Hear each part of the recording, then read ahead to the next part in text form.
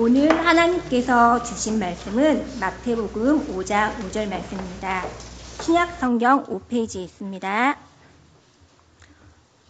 봉독하겠습니다. 5장 5절 말씀. 온유한 자는 복이 있나니 그들이 땅을 기업으로 받을 것이며.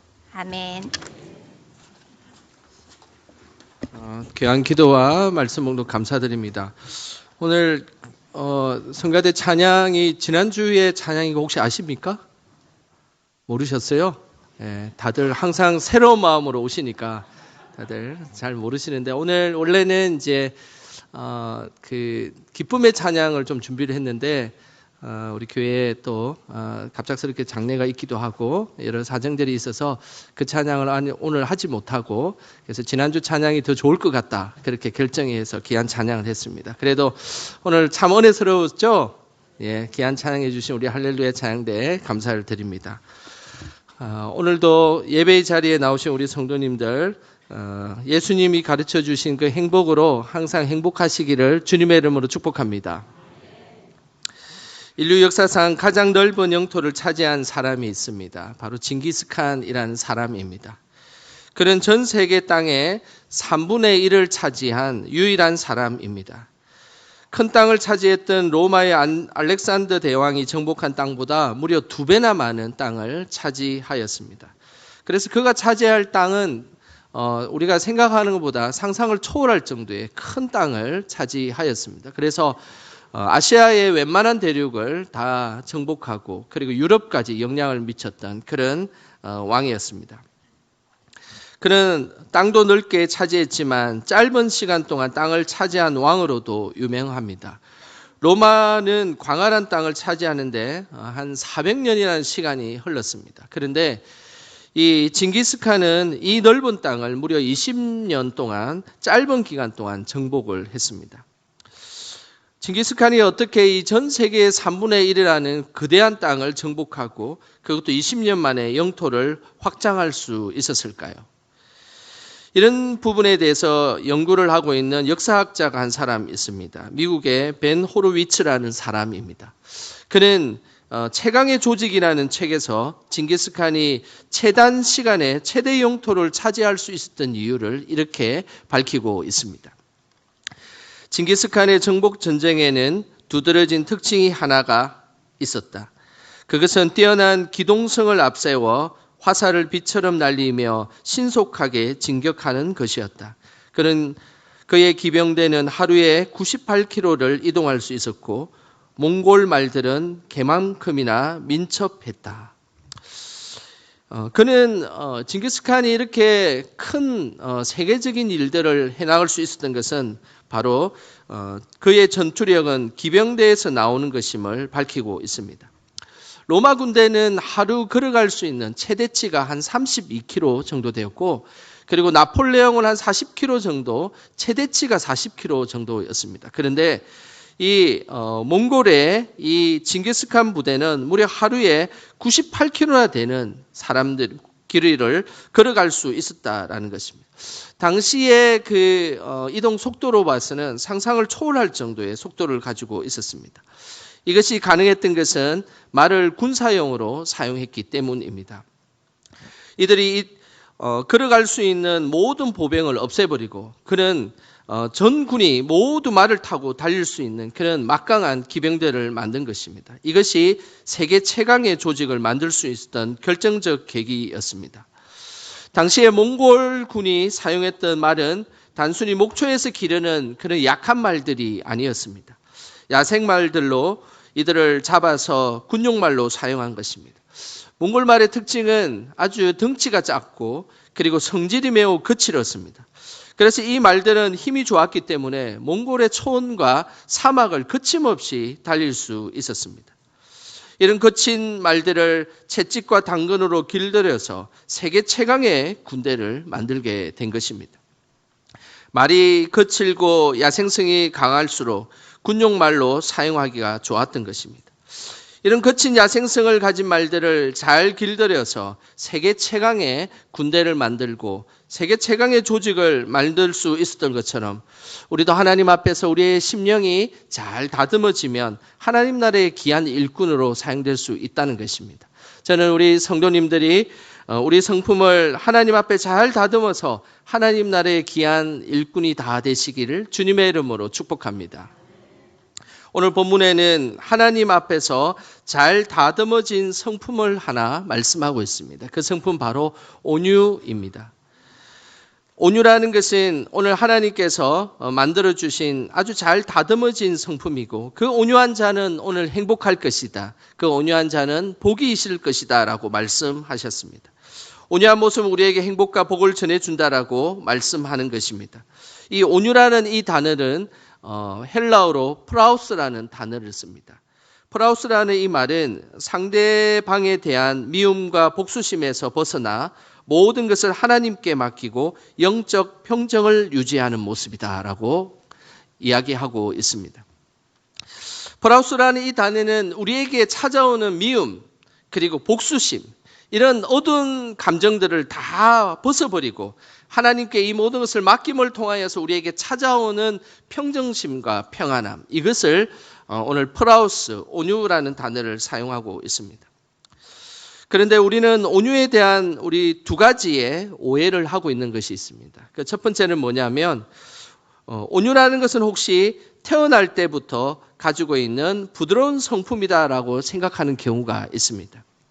우리가 살아가다 보면 그런 분들을 만나지 않습니까? 원래부터 성품이 아주 부드럽고 그리고 화도 잘 안 내고 차분하게 일을 잘 처리하는 사람을 만나게 됩니다.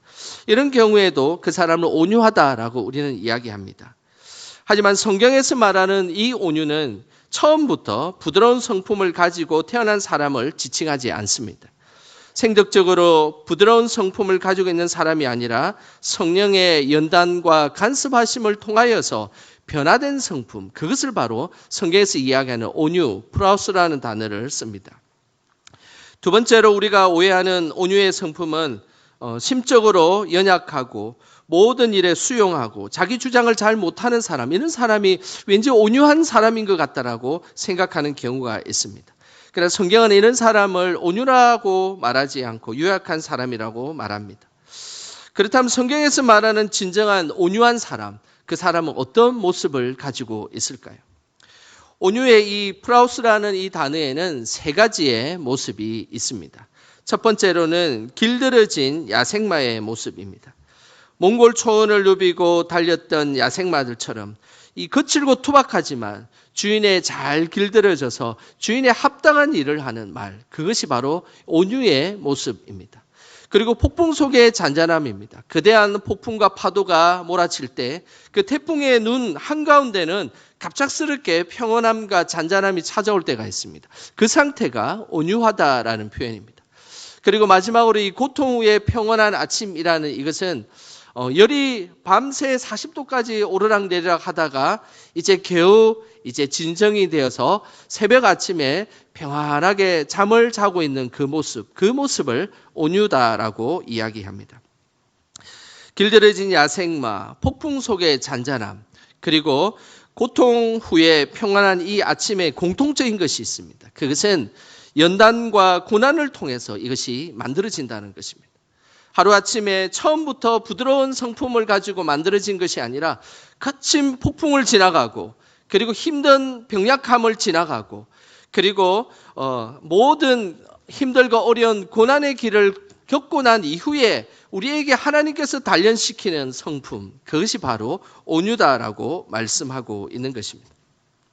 그냥 본성적으로 부드럽고 유약한 모습이 아니라 화낼 수 있는 상황과 분노할 수 있는 상황에도 불구하고 그 일이 하나님 나라의 일이기 때문에 참아낼 수 있는 사람, 그 사람이 바로 온유한 사람입니다.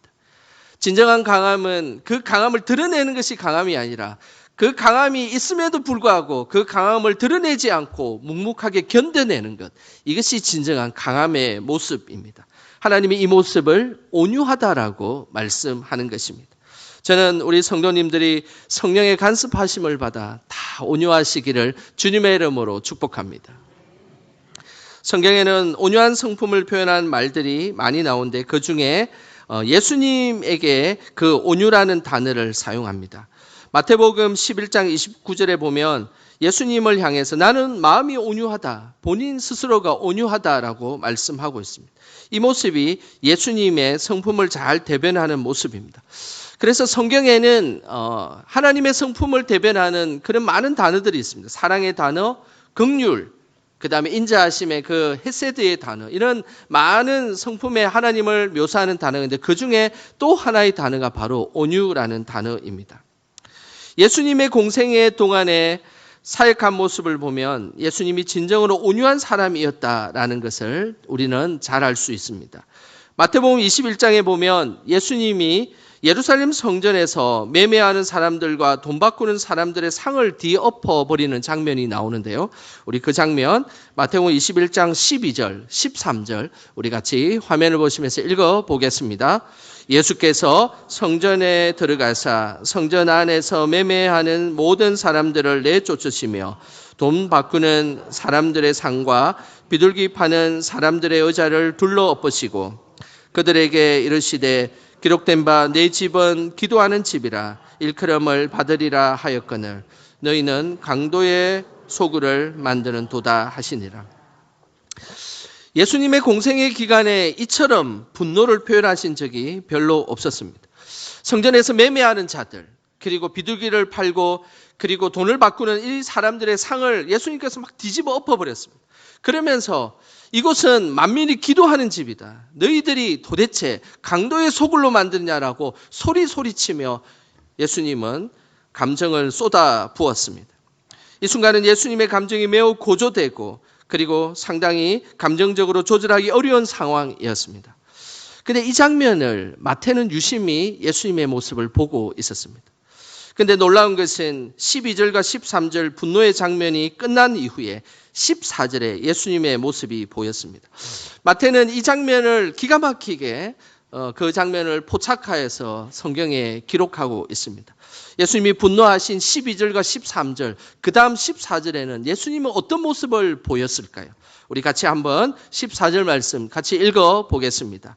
맹인과 전언자들이 성전에서 예수께 나오매 고쳐주시니. 놀랍지 않습니까? 예수님은 지금 소위 그냥 뚜껑이 열린 상태로 그냥 너무너무 화나고 분노하는 상태였습니다. 그리고 그 분노하는 것이 당연히 합당한 일이기 때문에 더 큰 분노를 분명히 했을 것입니다. 그런데 그 순간 맹인과 전언자들이 예수님에게 나온 것입니다. 그런데 예수님은 그 순간 그 맹인과 전언자들을 위해 기름 부어주시고 기도해 주시고 그들을 치유해 주셨다는 사실입니다. 오늘 이 모습이 바로 온유의 모습입니다.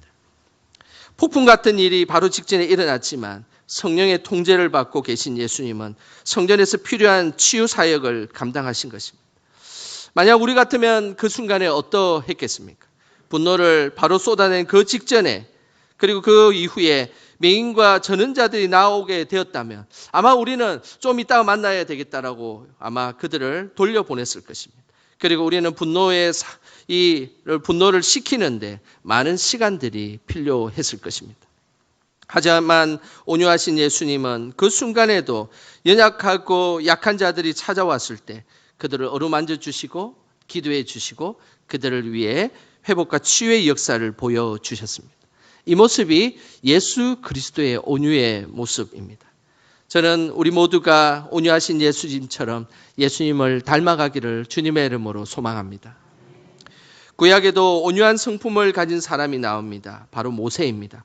민수기 12장 3절에는 모세를 향해서 이렇게 성경은 말씀하고 있습니다. 우리 민수기 12장 3절 같이 읽어보겠습니다. 이 사람 모세는 온유함이 지면의 모든 사람보다 더하더라.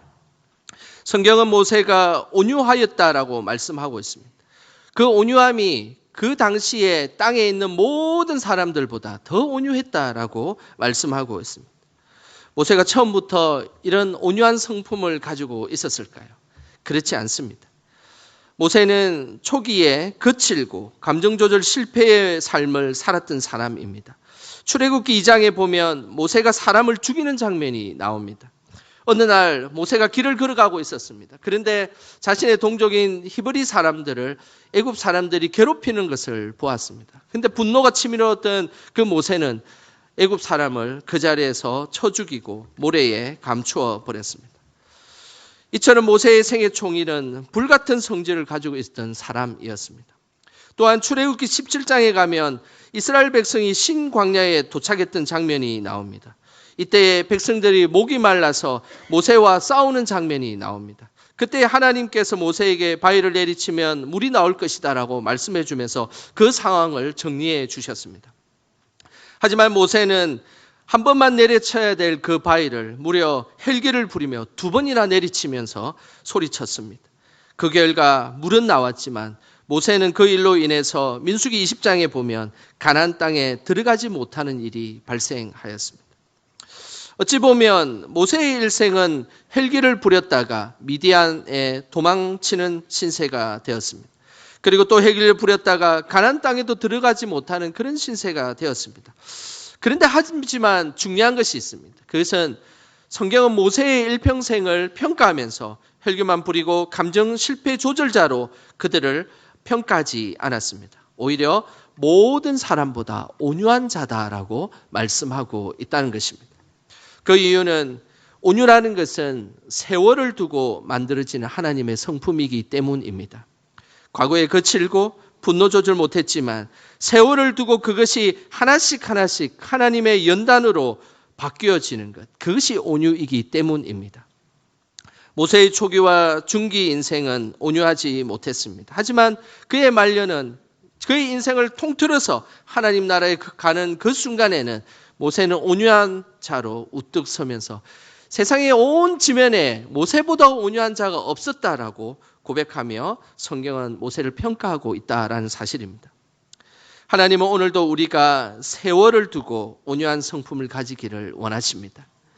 과거에 좀 거칠고 조절하지 못했던 것이 있을지라도 오늘부터 그리고 앞으로 하나님 앞에 우리의 성품을 잘 단련하시기 바랍니다. 세월이 지날수록 하나님의 성품 앞에서 하나님 앞에 연단되고 하나님의 성품을 닮아가며 단련하는 저와 여러분 되시기를 주님의 이름으로 소망합니다. 하나님은 온유한 자에게 주는 축복을 말씀하셨습니다. 좀 전에 읽었던 마태복음 5장 5절 말씀 우리 같이 함께 읽어보겠습니다. 온유한 자는 복이 있나니 그들이 땅을 기업으로 받을 것이며. 온유한 자에게 주는 하나님의 축복은 땅을 기업으로 받을 것이다 라는 축복입니다. 여기에서 땅은 눈에 보이는 실제적 땅을 의미하지 않습니다. 요즘에는 땅값도 비싼데 온유한 성품을 잘 만들면 하나님이 그 땅을 주신다라 하면 얼마나 좋겠습니까? 여기에 이 땅은 눈에 보이는 땅이 아니라 영역과 통치를 의미합니다. 그래서 원어적으로 이 마태복음 5장 5절을 다시 풀어서 표현하면 이렇게 표현할 수 있습니다. 온유한 자는 복이 있나니 그들의 영역이 더 확장될 것이다 라는 것입니다. 온유한 자에게 주시는 하나님의 축복은 바로 우리의 삶의 영역이 계속해서 확장되는 은혜를 경험하게 되는 것입니다. 자신의 삶의 영역이 축소되지 않고 확장되는 사람은 행복한 삶을 살 수 있습니다. 내가 가야 될 곳곳이 갈수록 나의 세월을 두고 더 많이 갈 수 있게 되고 내가 만날 수 있는 사람들이 더 많아지게 된다면 그처럼 행복한 삶이 어디 있겠습니까? 바로 온유한 자에게 주는 하나님의 축복입니다. 부끄러운 저의 이야기를 하나 하도록 하겠습니다. 2년 전의 이야기입니다. 지금 교회 사택 말고 교회 밑에 동네에서 살던 때입니다. 이전에 살았던 곳은 주차하기가 매우 좀 힘들었습니다. 그래서 구청에서 운영하는 어린이집에 제가 차를 잘 세워두었습니다. 하루는 어린이집이 다 끝나고 저녁에 차를 세워두었습니다. 근데 그날 저녁에 전화가 왔습니다. 차를 빼달라는 것이었습니다. 제대로 주차를 했는데 이상했습니다. 주차장에 가보니 제가 잘 아는 가게 주인 아주머니가 그곳에 있었습니다. 그러면서 다짜고짜 막 화를 내면서 차를 빼달라는 것이었습니다. 아니 제대로 주차를 했는데 왜 차를 빼달라는 겁니까? 뭐 그런 말은 듣지도 않고 무작정 차를 빼달라는 것이었습니다. 그래서 저도 슬슬 화가 나기 시작했습니다. 차를 못 빼게 주차를 한 것도 아닌데 참 이해가 되지 않았습니다. 그리고 또 야심한 밤에 전화를 해서 차를 빼달라고 하니 황당한 그 자체였습니다. 그렇지만 감정을 억누르고 차를 못 빼면 내가 그 아주머니의 차를 내가 직접 빼주겠다라고 이야기를 했습니다. 그것도 듣지 않았습니다. 그냥 막무가내로 짜증을 내며 무조건 차를 빼달라는 것이었습니다. 그리고 차를 그냥 싸우면 뭐 하겠나 생각하고 차를 빼주었습니다. 그리고 나서 집에 도착했습니다. 잠이 오지 않았습니다. 새벽 기도도 가야 되고 일찍 일어나야 되는데 이 밤에, 이 야심한 밤에 전화를 해서 차를 갖다가 빼달라니 너무 황당한 그 자체였습니다. 그 뒤로 소심한 복수를 하기로 결심을 했습니다. 절대 그 가게에 가지 않기로 결심을 했습니다. 그리고 우리 아이들에게도 그 가게에 금지령을 내렸습니다. 그 뒤로 참으로 불편했습니다. 아이들이 좋아하는 것을 파는 곳인데 그것을 사려면 바로 옆에 가게를 놔두고 길을 건너서 가야 되는 불편함을 감수해야 됐던 것입니다. 그리고 한동안 너무 불편하게 그리고 지냈던 기억이 있습니다. 그리고 시간이 좀 흘렀습니다. 온유하지 못한 한심한 저의 모습을 반성하고 그냥 그 가게로 가기로 마음을 먹었습니다. 그렇게 마음 먹고 나니 그 가게가 세상에 편한 가게였습니다. 하나님은 우리가 활동하는 땅의 영역이 좁아지기를 원하지 아니하십니다. 항상 우리의 지경이 넓어져서 하나님이 주시는 그 놀라운 축복인 생육하고 번성함의 축복을 우리는 누리기를 원하십니다. 우리의 마음이 더 온유해져서 우리가 내딛는 땅과 우리가 만나는 사람들이 더 확장되시기를 주님의 이름으로 소망합니다. 온유한 성품으로 땅을 기업으로 받았던 성경의 인물이 한 사람이 있습니다. 바로 이삭입니다. 창세기 26장에 보면 이삭의 이야기가 나옵니다. 하나님이 이삭에게 축복을 주셔서 농사를 지었는데 그 해에 100배나 많은 소출을 얻었다라고 말씀하고 있습니다. 이 100배의 소출은 하나님께서 주시는 축복입니다. 인간의 노력으로는 뭐 2배, 3배 이렇게 얻을 수 있지만 100배의 축복은 하나님이 주셔야 주는 축복이었습니다. 이런 축복을 누리고 있는 터에 이 모습을 시기하며 유심히 지켜보고 있는 무리들이 있었습니다. 바로 블레셋 사람들이었습니다. 블레셋 사람들은 이삭이 우물을 파기만 하면 질투해서 메어버리는 일들을 감행했습니다. 당시에 그 우물을 판다는 것은 참으로 힘든 일이었습니다. 오늘날은 기계로 단번에 우물을 팔 수 있지만 그 시절에는 손수 연장을 들고 우물을 깊이 파야 했기 때문입니다. 또한 우물을 메어버린다는 것은 이삭의 모든 것을 메어버린 것과 마찬가지였습니다. 농사를 지을 수도 없고 가축을 기를 수도 없는 것이었습니다. 이럴 때 어떻게 해야 되겠습니까? 우물을 메우는 블레셋과 싸워야 되지 않겠습니까? 당시에 이삭은 거부였습니다. 이 거부라는 이 단어는 돈이 많았다는 의미도 있지만 군사력도 막강했다라는 의미입니다. 그러니 이삭은 당시에 거부로서 돈을 가지고 자신의 재력으로 군사력을 동원해서 블레셋과 대항할 수 있었습니다. 그런데 이삭은 싸우지 않았습니다. 블레셋이 우물을 메우면 저쪽에 가서 또 우물을 파고 또 저쪽에 가서 우물을 메우면 또 저쪽에 가서 우물을 파고 이렇게 수도 없이 우물을 파고 우물을 메우는 일을 반복했습니다. 그러면서 하나님께서 왜 이렇게 나의 인생에 우물을 파게 하는지 그 사실을 하나님 앞에서 깨달은 장면이 나옵니다. 그 깨달은 장면이 창세기 26장 22절에 그 내용이 나옵니다. 우리 같이 함께 읽어보겠습니다. 이삭이 거기서 옮겨 다른 우물을 봤더니 그들이 다투지 아니하였으므로 그 이름을 르호봇이라 하여 이르되 이제는 여호와께서 우리를 위하여 넓게 하셨으니 이 땅에서 우리가 번성하리로다 하였더라. 이삭은 자신의 우물을 파괴하신 하나님의 뜻은 바로 자신의 땅, 자신의 지경을 넓혀주시기 위한 하나님의 뜻이었다라는 것을 고백하게 되었습니다. 처음에 이 우물을 팠을 때, 메워졌을 때는 상당히 이해할 수 없는 일이었겠죠. 그런데 우물을 파고 계속해서 우물을 파다 보니까 오히려 자신의 땅과 하나님께 주신 그 땅이 더 넓어지게 되었다라는 것입니다. 그러면서 그 우물의 이름을 르호봇이다라고 기록하였습니다. 르호봇이란 말은 장소를 넓게 하셨다라는 그런 의미입니다. 자신의 인생에 하나님께서 주시는 그 온유의 마음으로 나아갈 때 하나님께서는 곳곳에서 장소를 넓게 하여 주셨다라고 고백하고 있었던 것입니다.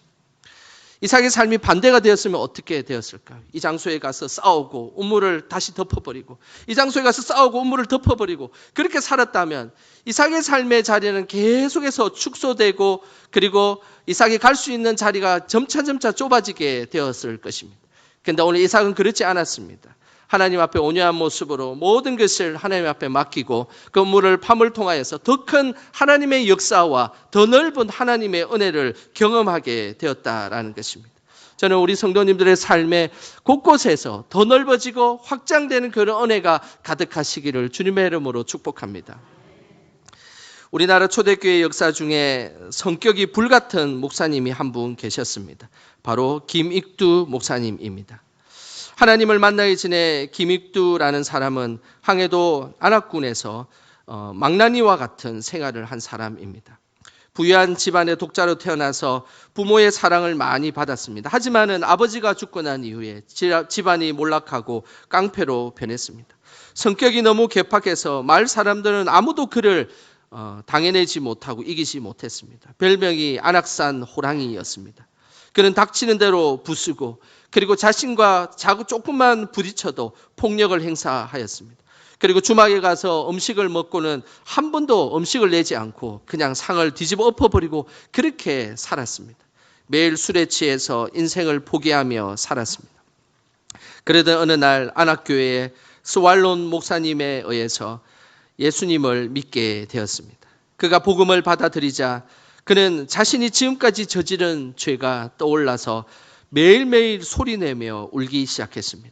성경을 읽는다고 밥도 먹지 않고 그렇게 살았습니다. 그러면서 이 김익두에게 하나님은 간섭하시기 시작하셨습니다. 그는 자신이 죽었다라고 부고장을 이제 돌렸습니다. 김익두는 죽었다.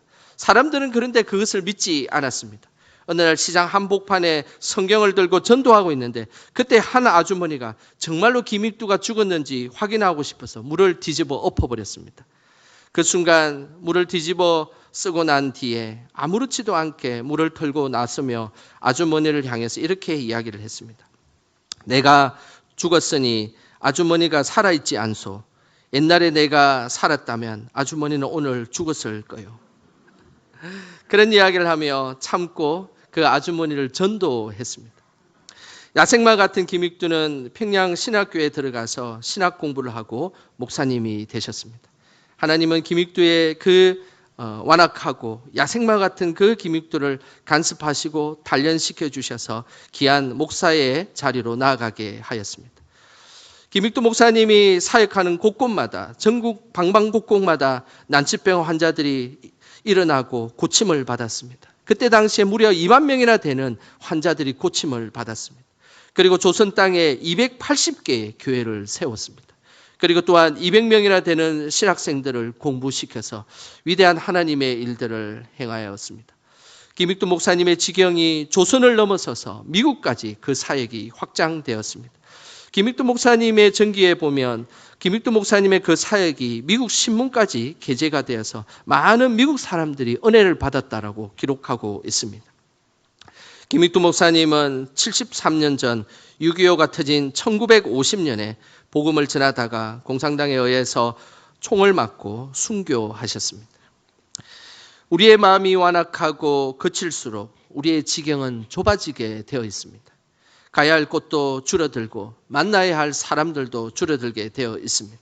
하지만 온유한 마음이 있을 때는 우리가 가야 할 곳이 넘쳐나게 되고 만나야 될 사람들이 너무 많아 만날 수 없게 된다는 것을 꼭 기억하시길 바랍니다.